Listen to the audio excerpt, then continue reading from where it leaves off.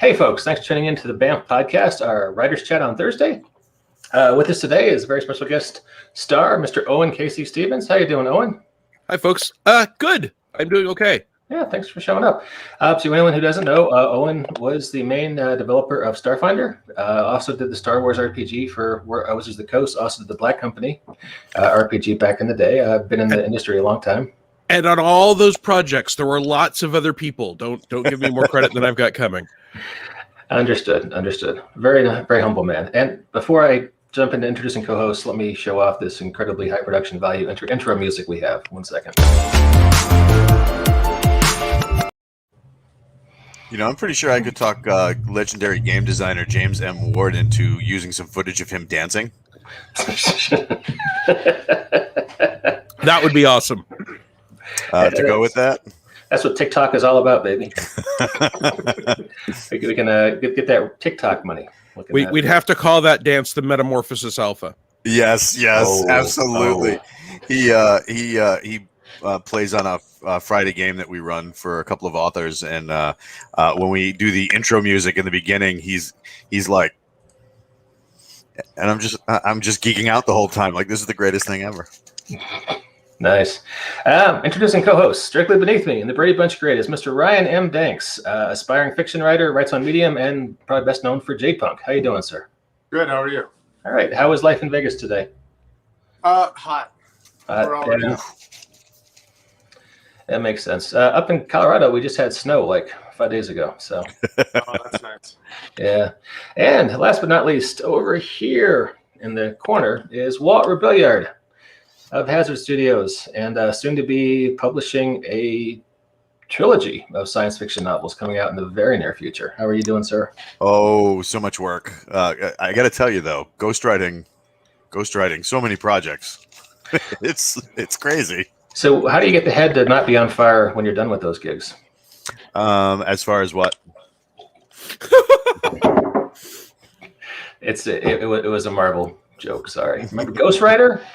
Oh, Ghost Rider. Yeah. Oh, now I get it. Yeah. I thought you were talking like my head exploded because I don't know what project to take next. No, man, Ghost Rider, got with the motorcycle, flaming head. I got to tell you, lately I'm more of a Robbie Reyes guy. I really love that character. I love that new fresh take on it, and every time he revs up the car and the flames come off the hood, I'm like, this is the greatest thing ever. That's the worst Agents of S.H.I.E.L.D., right? Yes. Yes, it is. Yeah. Yeah, and in the comics, it's very similar origin, very similar feel, and he's just a really fun take on Ghost Rider. So he's not so like, woe is me, I'm trapped in this. It's more like, I have this ability, and though a lot of it sucks, I can still do a lot of good with it. So it's fun. Well, it's the aughts, right? It's time to move past Grim and Gritty superheroes is so 20 years ago. Now it's Snyderverse that. Yeah, well, yeah, fair enough. Whole other subject for another day. Right.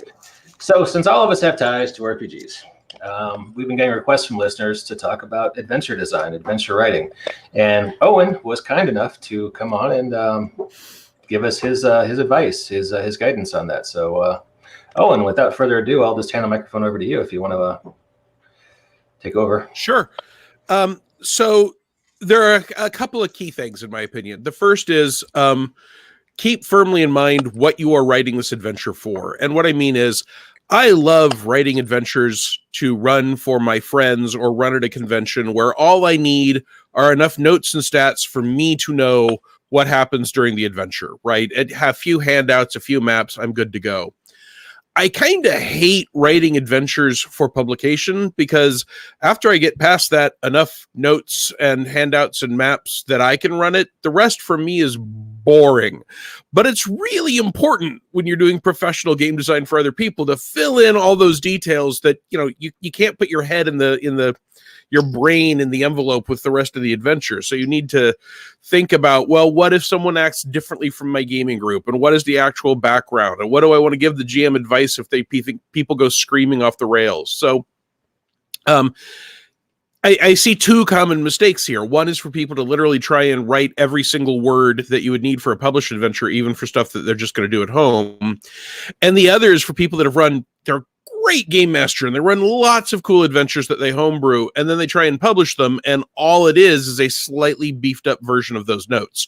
And you really need you need to make sure that you can hand that adventure to someone else, and then without you ever saying another thing to them, they can successfully run it. So know why you're writing it is important. The other thing I see people make the biggest mistake on, from my point of view, is a lot of people try and write adventures in the same order they would encounter them if they were a player. So I want to write, the scene at the tavern where you pick up the adventure or whatever. And then the first, and that makes sense because that's how you're used to encountering adventures. But for me, it is much easier to write an adventure backwards. Start with, what do I want the wrap up of this adventure to be? What's the climax? What's the goal? What are the stakes? And then reverse engineer how to get there. Because if I'm writing forwards, it's really easy to do the beginning of an adventure and the middle of an adventure and then not know how to end it. I've got all these hints and clues that I've written and I don't know where they're going. Whereas if I decide, oh, this is an adventure set in a weird Wild West setting with magic and aliens, and at the end you're going to run into a Martian lich running a magic tripod that is trying to send people literally to hell in the Badlands.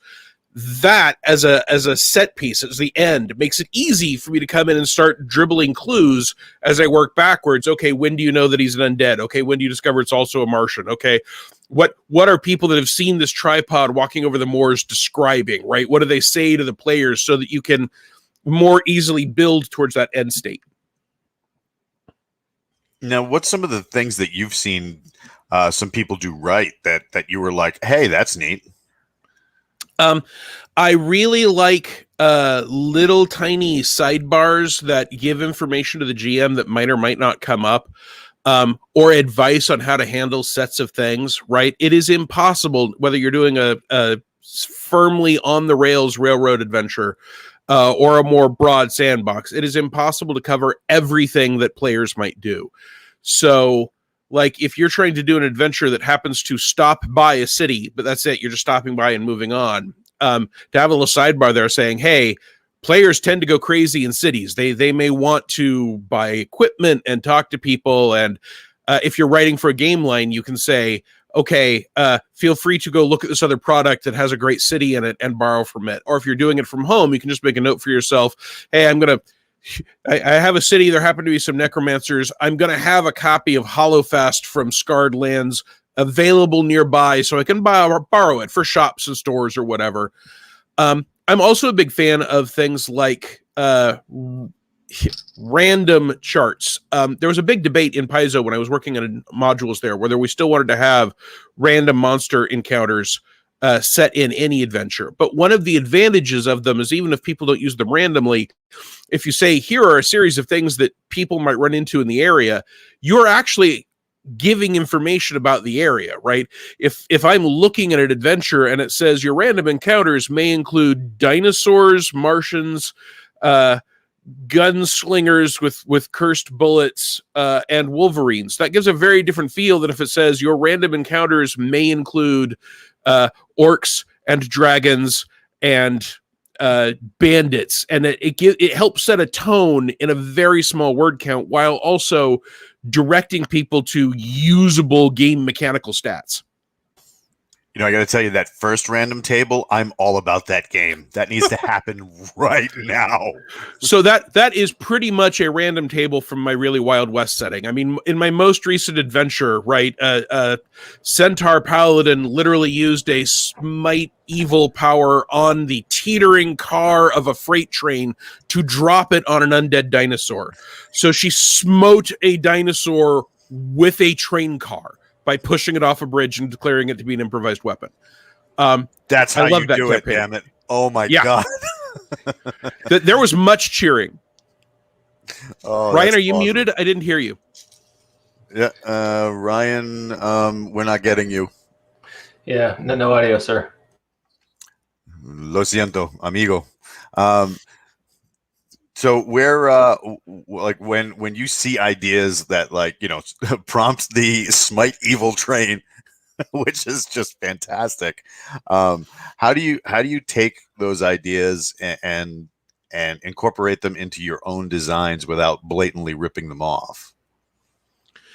I mean, first of all, I think homage is a thing, right? There is nothing wrong with saying, hey, I just watched Aliens, and even though my group are more Black Company-esque fantasy mercenaries, I want to do an Aliens-like thing with fiendish ants that have a giant ant colony that have broken into a series of halfling homes, and the halfling colonists are glued up to the wall and have ant eggs implanted in them. That is a very clear homage, right? That's where people go, oh, I see what you've done there. But you file the serial numbers up and you put a 90-degree turn on it, and suddenly it's acidic spraying ants instead of acidic blooded aliens, and that can make all the difference. Can we hear you now? Can you hear me now? We can hear you now. Great. Ah! Okay. There you go. The other thing is that we assure that the next thing you say will be just as important, so we're glad that we will be able to hear it. The other thing is that I frequently don't try and force things, right? Like I literally, as the game master, did not set things up with the intent of someone dropping a rail car on an undead dinosaur.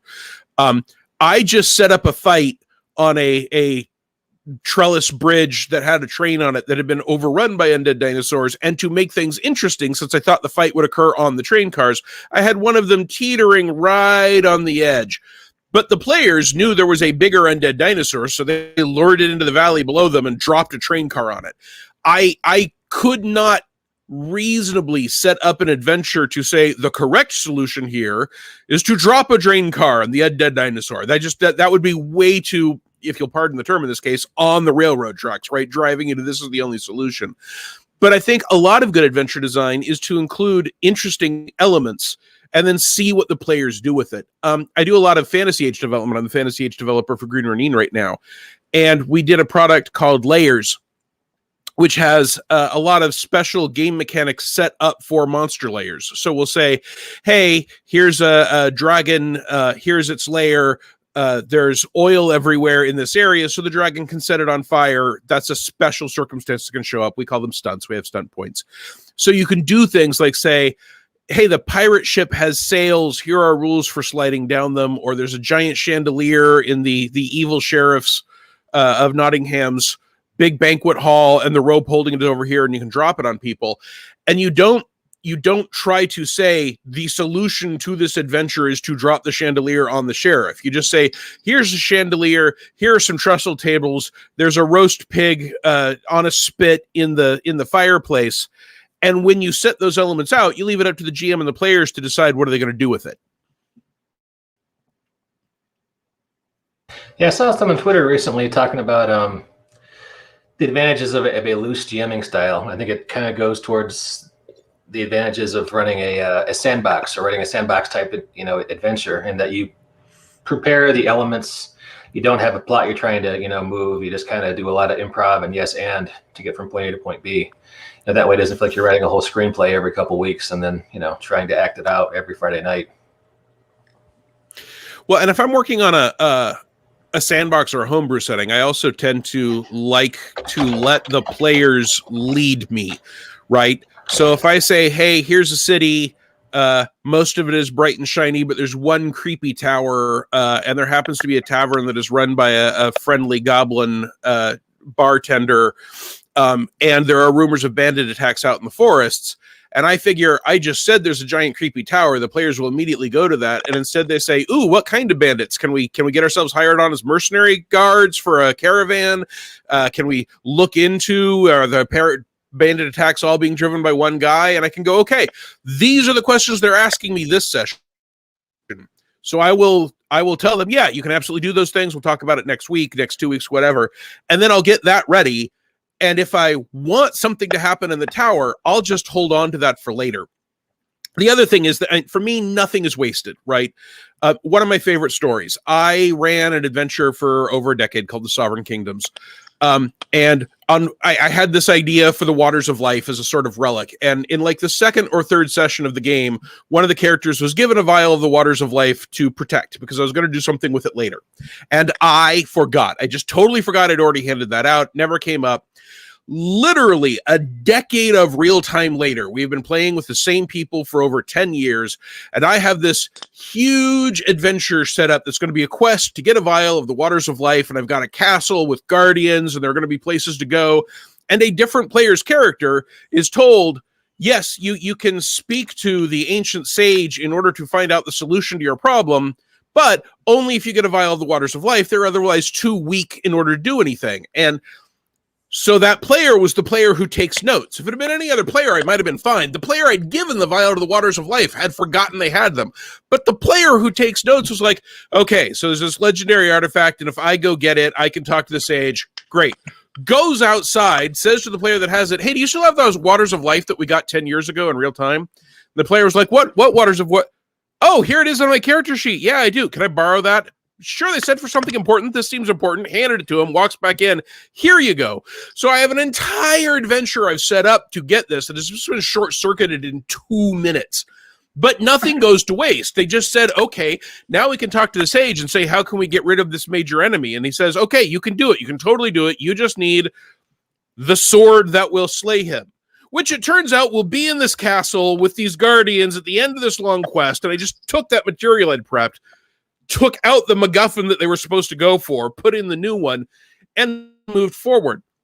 I personally, when I'm writing adventures, I never want to punish players for being smart or creative, right? You remembered something I forgot. Not only that, but I made a big deal out of it, right? The Guardians of the Sage were like, wait a minute, we told you to get this legendary thing and it took you all of an hour? Yes, we will absolutely let you see the sage. Can we hold your cape? Can we do anything else for you? Can we contact you if we have other problems? Because this is supposed to be escapism, and having to overcome things is an important part of that. But if the players have reasonably done something smart or lucky or dumb and it worked, knocking a giant freight car onto an undead dinosaur is arguably dumb. But if they do those things, I want to reward them. That's the whole point of the adventure. And when you do that, it also means that if they do something reasonable and smart, but they have misinterpreted what's going on or they roll terribly, it doesn't sting as much because it doesn't feel like you as the GM are out to get them. You're like, oh yeah, that was perfect. You were targeting the healer. That makes perfect sense. You were trying to take out the enemy, but it turns out that you missed that he had invisible guardians. There were all these hints. You didn't see it. And now they are going to beat you to a pulp. In my experience, if the players know when we're smart or lucky, we're rewarded. When we're unlucky or we do something dumb, it doesn't hurt as much. So I really like to set up elements and let the chips fall where they may. Now, can I ask your opinion on an approach I've been trying recently? Sure, absolutely. I write mainly supers adventures because I'm masochistic, and I got to thinking, I get tired of trying to account for every single possibility because there's a million of them in that kind of a genre. So I will include like 5 to 7 sample characters in the back of the adventure. It's written for these guys. If you're running it with him, here's my advice. Other than that, I don't give a lot of guidance, except, if your guys are too strong, increase the attacks by this much. If you have a psychic, give every 5th henchman psychic proof headgear, and just kind of let it run that way, and figure that the people who want to run with the pre-gens, you got the pre-gens. Otherwise, your GM will be smart enough to figure out what to do. So, yeah, that's a perfectly reasonable approach. But it also automatically leans into another useful thing I think it's worth talking about for adventure design, and that is think about what players can do. It is very normal in writing an adventure to think about, your favorite fantasy movie or whatever. But think about what players are actually capable of. Again, in my Really Wild West game, there happens to be one character who can both speak with the dead and speak with animals. And so it came up, hey, can I speak to this dead cow to figure out what killed it? The rules don't say specifically, but if you can both speak to dead things and you can speak to animals, speaking to dead animals seems like a reasonable extension. So anytime you are putting together something in an adventure, like, hey, there's a cow here and it has obviously been mutilated, I like to give the GM the baseline information. although it was mutilated and it is extremely difficult to tell, it was killed by the monster in scene 5. And once I do that, the GM has that information. So if players come up and they're like, hey, we've added this character from the supplement who can travel through time. So he's going to travel backwards to time to see what the cow's done. The GM at least has those tools. Oh, you've told them not only what the players are seeing, but why, even if we don't know how the GMs would find that information. If people can fly, if people can teleport, that can change an adventure pretty significantly. And so when you're writing an adventure with pre-gens, you have the advantage that you're like, okay, I'm going to make 7 pre-gen characters. Obviously, you're going to want them to represent a range of options. So you may think, okay, I've created a psychic, and I've created a flying brick, and I've created a guy that turns on fire, and I've created a billionaire in powered armor. And then when you do that, you come to an encounter, you might think to yourself, well, I've made this character a billionaire. Can this problem be solved by just offering someone $10,000? Because if so, that billion character might do that. And so you can have that in the back of your mind. Oh, here are the things that might happen. So you can address the most common and most reasonable abilities of various characters. Cool. Hey, we have a question from one of our commenters, Jason Sunday. And I'll do the one voice I use for commenters. How do you balance giving the GM enough information for the adventure and too much that makes the story too wordy? And that's from Jason Sunday, who actually plays RPGs with us here on noon Mountain Time on Mondays. So thank you, Jason. That's a great question. And the real answer is carefully, which isn't particularly useful. I wrote an adventure in a series of adventures called Heart of the Razor, which were for the Razor Coast. And that had a ton of backstory. And the way I did it with that adventure was I wrote the backstory once, but I numbered the paragraphs. And so if the GM read the backstory, this is how we got to the adventure. And then later they ran into an NPC that knew some of the things that happens. I could say this NPC is familiar with the things that happened in paragraphs 2 through 5. And the GM can just go back and look, oh, I had to read the backstory. Because of a lot of adventures start with, how did we get here, right? You know, it's like if you're running an adventure that's Lord of the Rings, you got to say, hey, Sauron made these rings, and then he was turned into a giant eye, and there's a guy named Gollum running around. Even just that can get pretty wordy. But try and make it as concise and in one place as possible. So if you're introducing a monster that's wandering around mutilating cattle, at the beginning, you can say, hey, there's a monster. This is where the monster came from. These are the monster's goals. It's done the following things.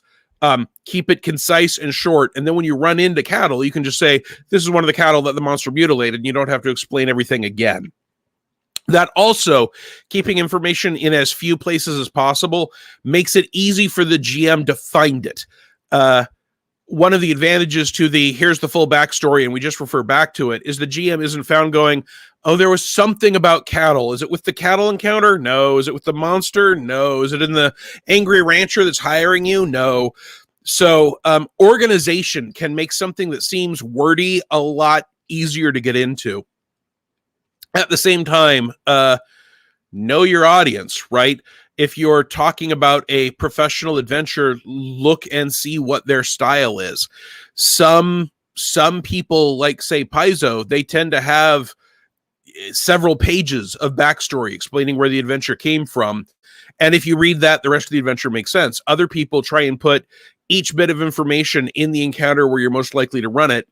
And that works great if these things are fairly discrete. If it's a dungeon and there's no overarching plot and it's just caverns of chaos and every room has its own monster in it and they may have a goal and that is not relevant anywhere else, you can take that information and put it in this room. There are 5 orcs. They have 2 pies. They have lived here for 5 generations. They will kill anyone that looks at their pie. And you just stop. That's all you need to know there. And in the next room, there are goblins and they happen to have a tiramisu. And if there is not, in fact, a magic baker in the back passing out desserts as part of his evil plan to win them all over, that's all you need to cover.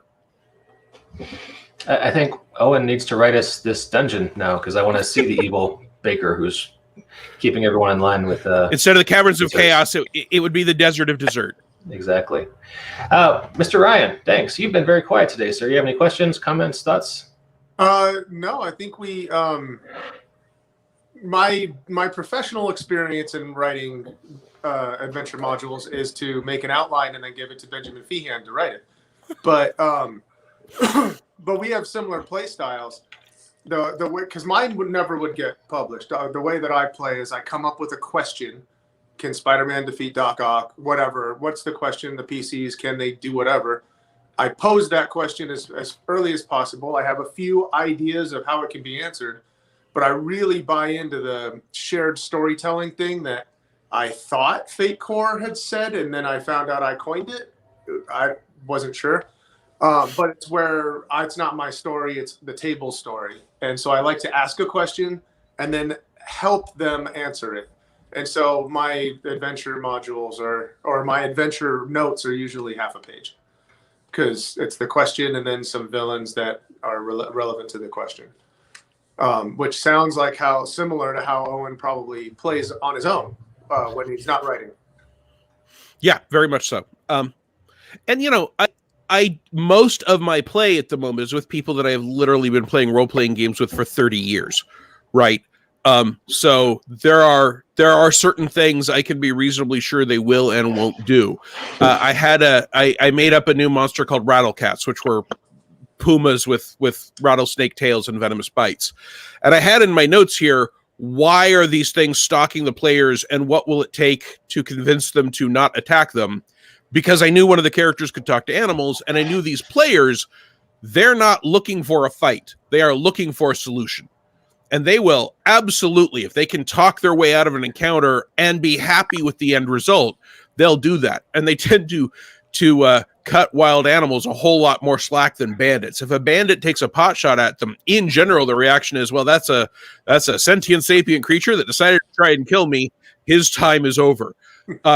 But if all the bandits happen to mention that they look hungry, they might actually let a few people take pot shots at them while calling out, hey, whoa, what's up? What's the problem? You guys want some coffee? So that is very helpful when building adventures. And you can't necessarily, when you're trying to do it for a published adventure, you can't necessarily do that. But I do think having a sentence on motivation can give the GM a lot of help, right? If you say, hey, here are 12 bandits that are part of the Church of Felony that believe committing crimes will let them be lords in hell, and therefore they are religious zealots. Thank you. Therefore, they are religious zealots dedicated to committing crime, and you can't talk them out of it. That is a very helpful note to a GM compared to, here are 12 bandits who were driven out of their home and there's a drought and they're trying to feed their children back at the camp. You can have exactly the same stat blocks, but even just that one sentence gives the GM a very, very different approach to how to run those if things don't go the way that you might expect. I really like that. I noticed, sorry. No, Brian, go ahead. Oh, I noticed Sparky was mentioning he likes the sandbox games in the previous comment. I'm actually running my first sandbox game and I'm loving it because you can pepper the... I treat it like an MMO. Like, you can go to collect 10 with this dude if you want. I'm going to hide the fact that we're collecting 10, but, that's the idea.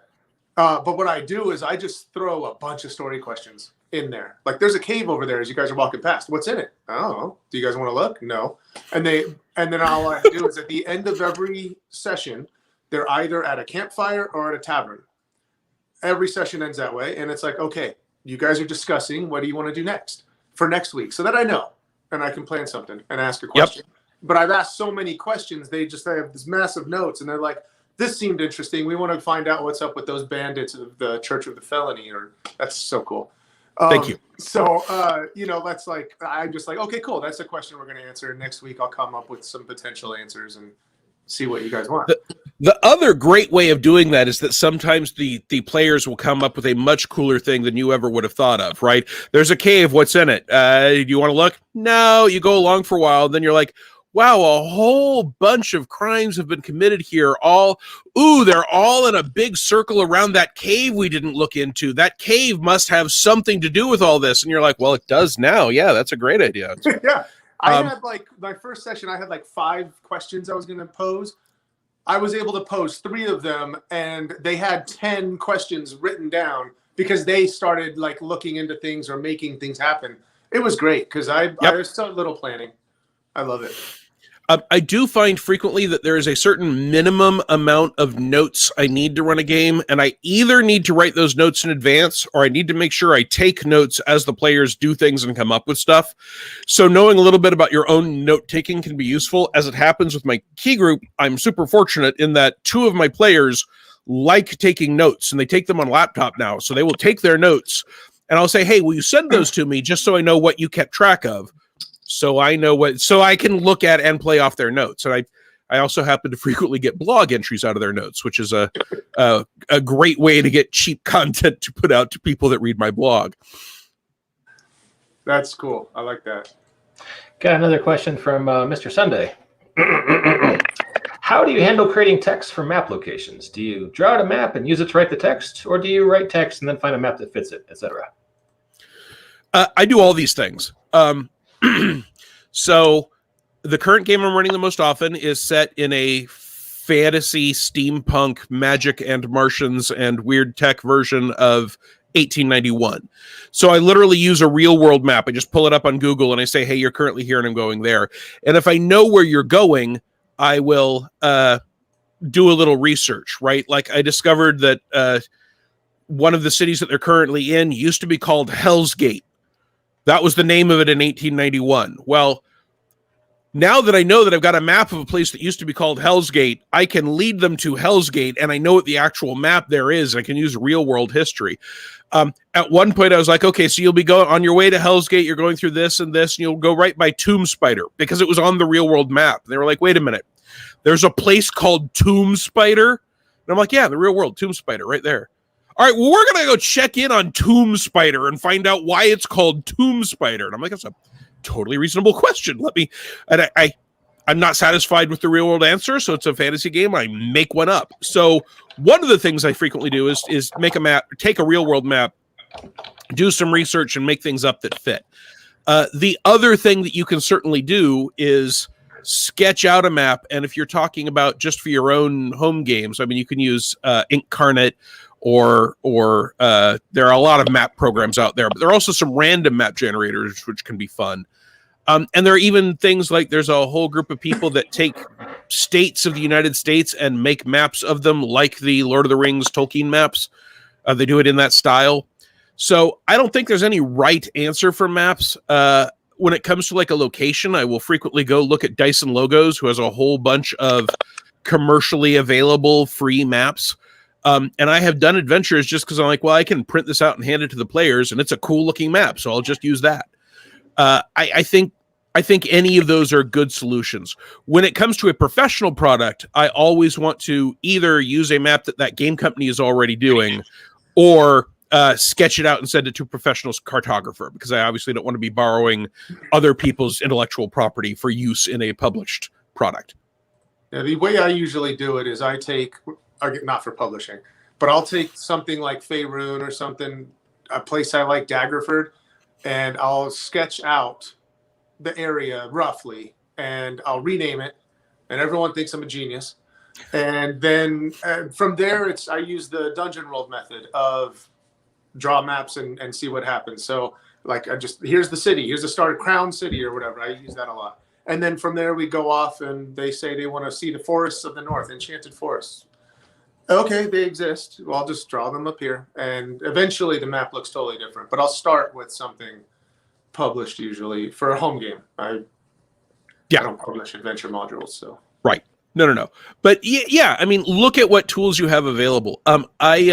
I started a campaign in 15 minutes by putting together a Mad Libs template of what the interesting places nearby were. So I would just say something to do with naval travel, some sort of body of water, and that gave me the Sextant Sea, because I asked the players, tell me something that has to do with naval travel, and someone said Sextant. So suddenly the Sextant Sea is a place in this world. And once I had interesting places, I just take a piece of line paper or grid paper, put some X's, put some names in, and then you fill it in as you go. I think it's very useful to look at what resources you have available. I mentioned like borrowing Hollowfaust, right, from Scarred Lands. If you've got, there are a lot of gamers that have, here are my 5 bookshelves of stuff, and we don't play this game anymore. But I've got all these books of maps of this world. So take one, and you can rename everything. Or if people don't recognize it, you can just say, "Hey, here's the campaign world because I've got a map and I've got the place names, but I will change everything to make it like what I want." Do as little work as you can as a GM to get things going. Cool. Another question from Jason. Sorry, I'm up slow off the line. What is your method for making villains that players love to hate? I personally, if I make players love to hate them enough, they don't last long if they are on screen. So the best method I personally have found is make sure that the players know that the villain has done something that they disapprove of, and they find that out before they actually meet the villain. One of my greatest villains that the players just loathed was a Minotaur spellcaster named Cantor Mazeborn. And the reason they loathed him is that he was a adventuring villain. He was out doing stuff. So they would come to a town and they're like, "What happened here? It's been burned to the ground." And they're like, "Well, there's this Minotaur with this scrollwork mazes on his horns, and he had these hobgoblin mercenaries, and his name was Cantor Mazeborn." And they're like, "Well, he sounds like a real jerk. We don't like him." But he wasn't there, so they can't kill him immediately. And then they go to another place, and they're like, "Yeah, he broke into our catacombs, and he stole all of our holy texts and ripped the maps out of them." And the player's like, "Well, now we know he's up to something, and we don't know where he is, and we've got to stop him." And then you're like, "Oh, the only other copies of those books are in this other cathedral." So they go to that cathedral, and there they are attacked by spellcasting hobgoblins who work for Cantor Mazeborn. So you can build up in their mind, Luke didn't face Vader in Star Wars except briefly in the fight scene, but Vader was around doing stuff so that you could have this powerful villain who's successfully doing things when the players aren't on screen with him. And that is easier said than done in various genres, right? Like in a modern genre, they might well be like, "Well, Dr. Doom lives in Latveria. We'll just sit down and we'll fly out there and we'll deal with him." The other thing that I have done successfully, though it is much trickier, is to make a villain someone that you cannot, for whatever reason, just beat up or kill. So for the Dr. Doom example, Dr. Doom's in Latveria. He's done some stuff and we hate him. Oh, but he has diplomatic immunity. We can't attack Latveria without starting a war. The United Nations won't be on our side. And if he's here in the US, he has diplomatic immunity because he is the sovereign ruler of this nation. And that doesn't apply if he commits a crime himself. Oh, but he has Doombots. So a Doombot might attack and he might say, "Oh, I obviously didn't build that. That's a false flag operation. Someone trying to make me look bad." So the heroes know he's a bad guy. We don't like him. He's working against us. But there's some reason that they can't just go put a fist in his face. You got to be careful with that because, as I said, this is for me, gaming is mostly escapism, and it can be very frustrating to have a villain that you can't do anything about. You can also do things like, the crime kingpin is in jail. You can hate him, but he's already in jail, and what he's doing are not crimes that you get to kill him for. Yeah, Jason Sunday said Lex Luthor. Lex Luthor hides his criminal activity so that you can't beat him up without looking like the bad guy. He was the president at one point. Although no one would believe a major tycoon of industry being a bad guy and also being president, while half the country believes him every time he lies. That's just totally unrealistic and no one would buy it. Yeah. I also at one point had a villain who was known as the Librarian, who was a very, very evil lich, who was very, very, very smart, and had realized that if you are evil in that world, heroes will come kill you. So he got the protection of a powerful emperor to be that emperor's librarian. And as long as the lich, the librarian, did not break the law, no one was allowed to hurt him. So everyone knew he's there and he's evil and he's planning world domination. But for the moment, he's keeping track of the ancient and dangerous books that would kill you if you look at it. It's just not a problem for him.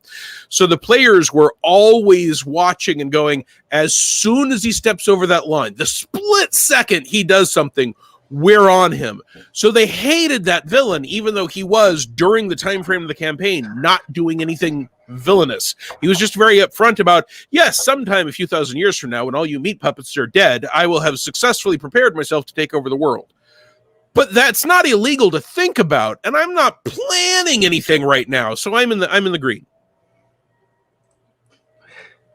Nice, nice. Walt. Oh, Ron Fraser saying, I'm late to this, but it sounds so good. Owen is the man. Well, thank you, Ron. Always good to see you there, sir. Thanks, Ron. I Well- love seeing Ron.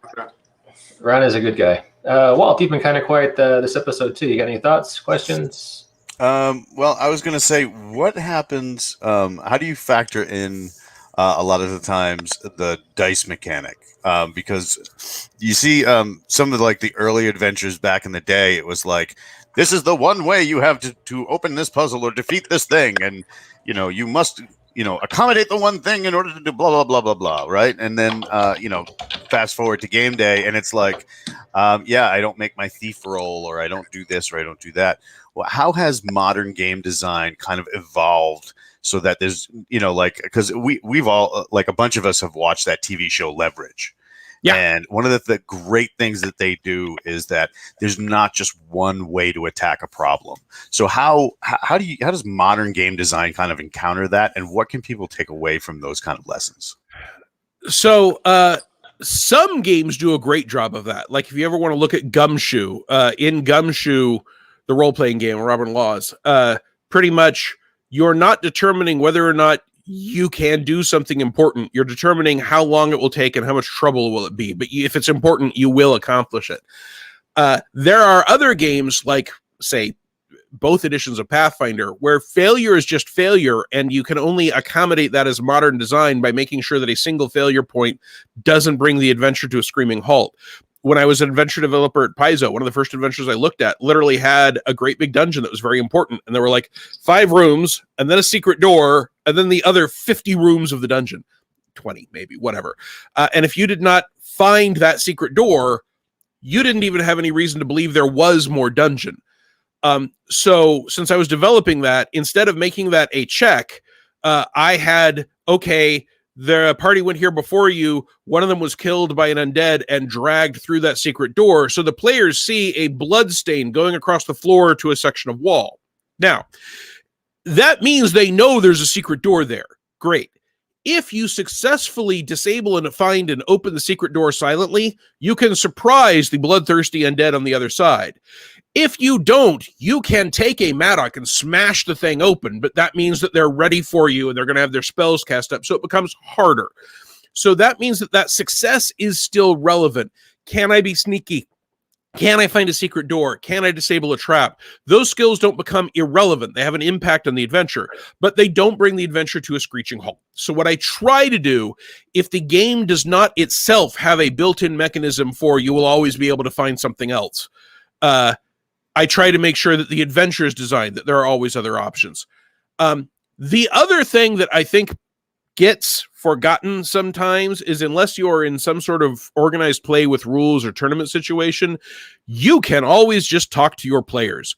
I was playing in a game recently where we ran into refugees who were coming from a place where a evil force had just taken over their town.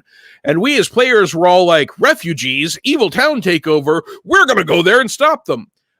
And in between that session, which is how it ended, the next session, the game master came to us and said, guys, I did not intend for you to go hurrying off and try and stop this town. It speaks well of all of you as people. It speaks well of your characters, but that's not something I got written up or am preparing to do. You reacted more strongly than I expected. Can we walk that back and rewrite that so that you don't feel the need to just go hauling off there and try and save people? So we had a conversation out of character about how to avoid not having fun in the next game session. So you can totally, this is a game. This is not an actual alternate reality with hard rules that can never be changed. If as a player or as a GM, something has gone badly off the rails, sometimes there's a simple fix, right? You didn't find the door that goes through the secret doorway into the rest of the dungeon. You go back, you get attacked by a Cyclops, you kill the Cyclops has a map that shows the whole dungeon. Okay, now we go back. But there's nothing wrong with saying, guys, I miscalculated. I have a lot more adventure in there. There was a secret door. Do you all mind if we just assume that you all came back and rest, but you knew the secret door was there and you go back in? Just talk to your players, because ultimately, in my experience, yes, it's more satisfying for the game mechanics to cover everything. Sometimes things go south. At my very first 3.0 D&D game, I killed the entire party as the GM because I had no idea how dangerous wolves were. That was it, just wolves. I threw a pack of wolves at the players and killed them all. And at first, the players were all like, well, I guess we all need to make new characters. And I'm like, this is literally the first encounter. I've killed everyone. I'm going to call that a bad on my part. So if you all don't mind, you're just going to all wake up having had a prophetic dream that if you go in there, you're all going to be killed by wolves, and that way you can prepare for it. And they're like, no, I'm totally good with that. That becomes a dream sequence. And then they did things like, well, let's get some wolf traps, and let's get some torches, and let's set more than one person on guard each night. And that became part of the narrative. But we just stepped outside and said, we want to play this game. We don't want to make new characters.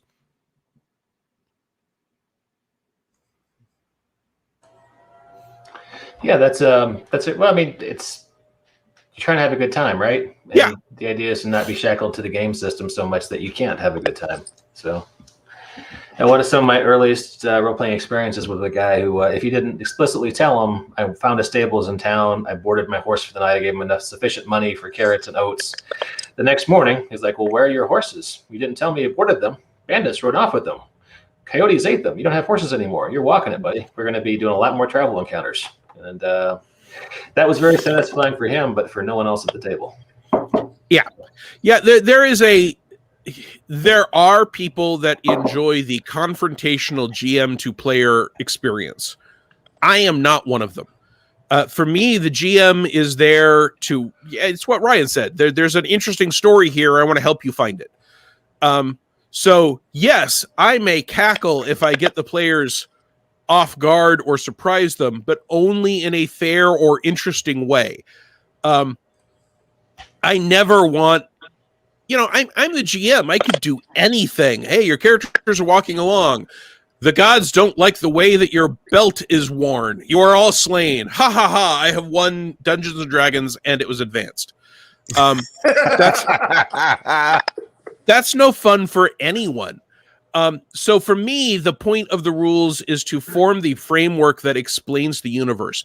I actually like pretty crunchy game systems a lot, because for me, the experience of navigating those rules and understanding them and then saying, oh, look, this challenge is, we're fifth level characters. This is a CR9 challenge. We can see that it is more difficult.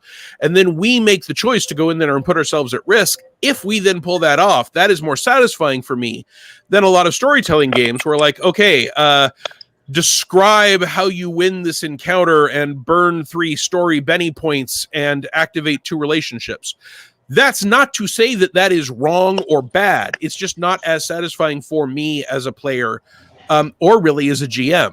That's not to say I don't enjoy those. I played a fair number of those storytelling games, and they're great for me for a one-time experience, just like I may, or a short experience, right? A few sessions.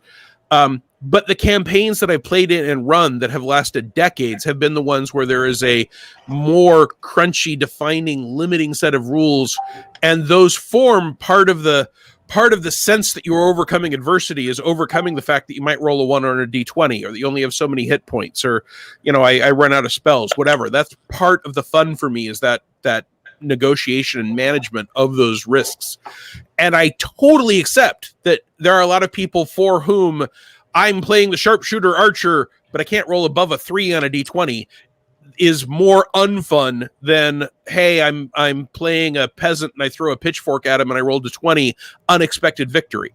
I get that, and there's nothing wrong with being interested in other play styles. That also means that if you are a GM running things at home, know what your game system is and isn't good at, and know what your players are looking for in a game. I make house rules to make a game more like what I and the players want all the time. And you can do a lot by saying things like, hey, you get 1 free success in 1 area per game session. It's not in the rules where we're playing Pathfinder First Edition or Rollmaster, an incredibly crunchy game, but I'm still saying once per game session, you get to succeed at a thing in an area of expertise. Each of you pick one, and one person picks attacking and damage, and one person picks spellcasting, and one person picks healing. And then totally outside the rules, we're like, oh, they're bleeding to death. Well, I will try and heal them. Nope, you rolled an 04. Now we go to the critical's thumb in the organ table to see how you kill them. Nope, I'm turning in my 1 expertise Benny. I succeeded at this check.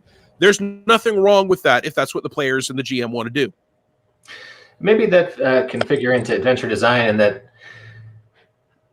publication. You got to market it. You got to make it clear this is the tone I'm using for this adventure. If you like to have a character who walks in dual wielding katanas with the 9mm in his teeth, this isn't the one for you. This is going to be courtly political intrigue and caviar and meaningful discussions in back rooms. Conversely, if you like running in dual wielding your katanas while wearing a trench coat, this is exactly the adventure for you. And just kind of pick your flavor and stick with it in those adventures, because I think you can kill yourself trying to make one adventure that is all things to all players of a particular system. And just as a caveat, some as somebody who knows how to use a katana sword, please don't do that. Don't wield two at the same time while wearing a trench coat. That is very bad. No. Rule of cool, Walt. Sorry. Oh, you totally do it. I'm just going to laugh at you at the results because I know what they are. I just watched Blade last week, buddy, and it works fine. I don't know what you're talking about. Well, and so that also speaks to tone, right? You could theoretically have a Teenagers from Outer Space scenario that sounded a whole lot like a Mechton scenario, but those two game systems assume very different things about how seriously we're taking this adventure. For a long time, I've heard the term a beer and pretzels game, which is a game where, yes, we are gaming, but the important part is not the game. The important part is that we are together and there's beer or root beer or whatever and pretzels and we're hanging out. And if it turns out that your bard is slaughtered for the 15th time, you'll just slap a new photocopy of that bard on your table and on we go. Versus a game where we all expect to be very, very serious and always in character and it no one's ever going to say anything goofy. Some of that is game system, some of that is venture, some of that is play style. I think it's worth the more you give the GM a fairly basic outline of what's going on, the easier it can be for them to change things, right? Even if we're doing a courtly adventure, if we say, hey, this is a courtly adventure, but by the way, if you kill characters A, B, and 5 while wearing a trench coat and carrying 2 katanas, you can still move to the next scenario. It's not what we had in mind, but if in fact, instead of a party at Versailles, this turns out into assault on Versailles, where you're going to kill everyone that will oppose your political machinations, I don't care how the GM and the players use the adventure as long as they're having a good time. So for me, an adventure is always a resource. And a game like that where beer and pretzels is a lot of fun. Right before the pandemic, we did like an online get together with a whole bunch of dudes and did like John Wick, but the all of the protagonists were like 12-year-olds, and it was all Nerf guns, and they were fighting over the fate of the neighborhood. Yes. And it was super fun, and like some of the things people were pulling off, and all the guys in it were all veterans who were all working through issues. They were having a tough time, and they were geeking out. And some of the comments were like, oh my God, I never could have done this, so and so, and this is amazing. I'm immediately going out and getting Nerf guns to try this. So yeah, stuff like that could be a lot of fun. And also just, with what the point of the adventure session is sometimes. Sorry about that last comment. I should have read that before I shared it. Was that directed at me? Yeah. No, I do you know Travis Bennett? I think so. Okay. Put it up there. We're not scared. Put it up there. All right. We do have an explicit tag. If any young children in the crowd, please avert your eyes. I will not be reading this. I'll read it. Ryan, what's good, my baby boy? I told you I would tune in. My legs were literally shaking from the back rub you gave me last week. I think you were definitely worth the $40. We can stop. What the? Okay, maybe I don't know Travis. What the hell? Oh, he's not a friend of yours? Are we just getting trolled right now? I feel like we're getting trolled I right now. think we're getting trolled because that's. Okay, I know a Travis, but maybe not that one. I don't know. My God. I like if someone requests me on Facebook and it's clearly not a bot, I just friend them back. I don't care. So because I don't go on Facebook anyway. I told you the only reason I go on Twitter is just for you, Ryan. I just go on to see your posts. Anymore either. Yeah, which is why I haven't been either. Oh, and I am terribly sorry. We finally get you to come back to the podcast. So you know how we were talking about the tone can be a very important part of. Apparently, though, for $40, I give a kick-ass back rub. A back rub. Well, I mean, as convention season becomes a thing again, that's worth knowing. But I might skip. although honestly, for most conventions, your foot rub rate is much more relevant to me than your back rub rate. But again, just before the pandemic, I played in a game Malcolm Sheckford ran at OrcaCon that was the Tomb of Horrors in first edition D&D, but we knew we were just there to hang out and have a good time and laugh at the design of the Tomb of Horrors, right? And so he had pre-gen characters that he had just downloaded first edition characters. He made no effort to see if they were balanced or even rules accurate. And I decided that my character was there to lick everything. That was going to be my goal in the Tomb of Horrors, right? This is my spirit animal.